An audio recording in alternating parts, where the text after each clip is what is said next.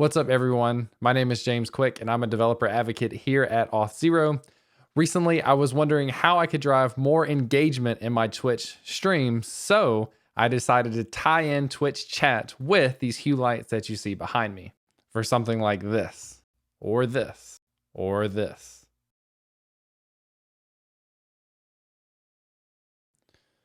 All right, like I said, I wanted to make the Twitch chat or the Twitch streams that I do on my channel and on the Auth0 channel a little bit more engaging and exciting for people. So I started wondering how I could tie in these Twitch chat commands, something like you see over here, to the hue lights that I have behind me. And I did a video on how I set up the hue lights and how I talk to them with JavaScript. I can turn them on and off. I can change colors and all that sort of stuff. So I have a video on that you can check out on the Auth0 channel as well.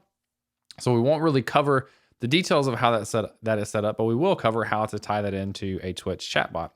And what I'm using in here is the TMI package. So tmi.js, you can find this on NPM, and you can kind of see how to set this up here. It's basically kind of a copy and paste in here. So you have a couple of credentials that you'll need. You'll need a bot name, and then you'll need an OAuth bot token. And you can find this with the link here. So this Twitch chaps.com, you do the connect here, it will give you that token.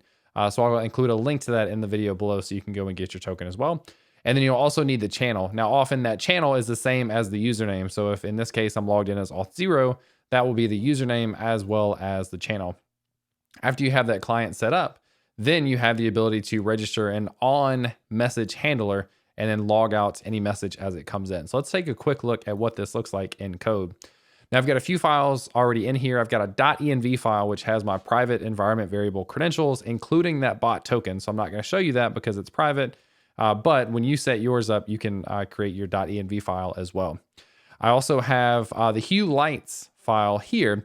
And this is kind of a copy from what we did in the last video. Again, go and check that out if you want to know how this stuff works.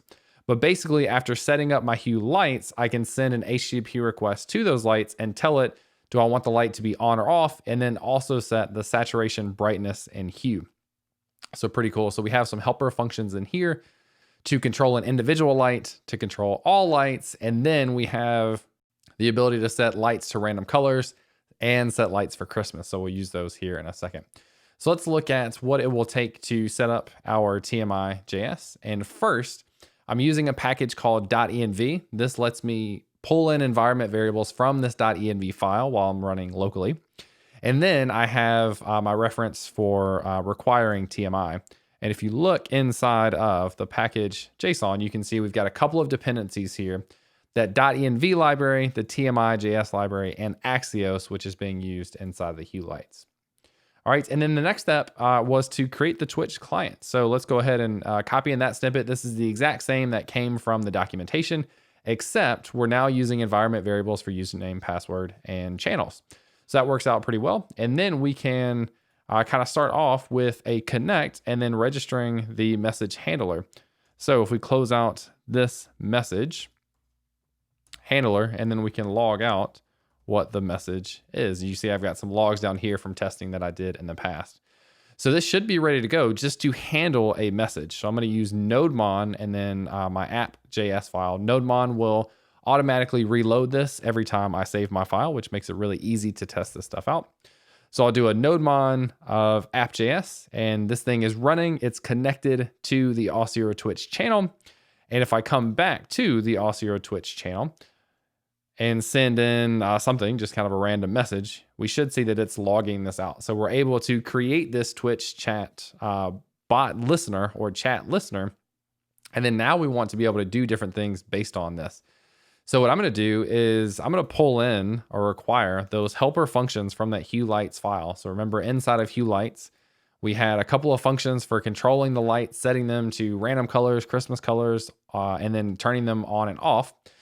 So we're going to pull in all of those. And then what we'll do is we'll look for if the message starts with, and our first command can just be lights on. So if it starts with exclamation and then lights on, then what do we want to do? So let's start by just logging this out. Turn on the lights.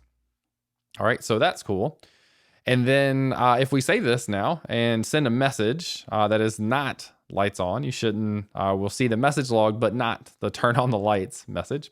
And now if we test out the lights on again, we should see that message is being logged, and then also the one that says turn on the light. So this is where we would go ahead and call that function.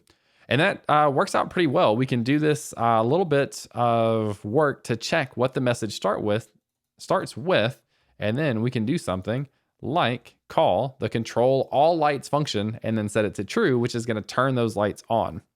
All right, I'm going to turn my camera on so we can see this at work. All right, so as you can see, the lights right now are off, and what we're expecting is if we send this lights on command, now we'll turn these on, hopefully, and it looks like we might be missing something. It says turn on the lights. We didn't save our file. That's a big, huge step in writing code, is always save your files. Now let's try to run this again, and we should see that the lights turn on. So this is kind of all we really need to get started. We're able to handle a chat command, and then with that message, determine which command it is, and then call the appropriate function of our hue lights that we want to.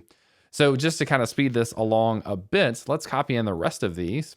So we'll have a few more checks. If it's lights on, turn them on by passing true. If it's off, turn them off. If it's random, turn them random. If it's Christmas lights, we're a little bit late for Christmas, but go ahead and do the Christmas lights. So now let's go ahead and see, now that we have all of these commands registered, let's do a lights off command. Hey, that works again. And then lights on works.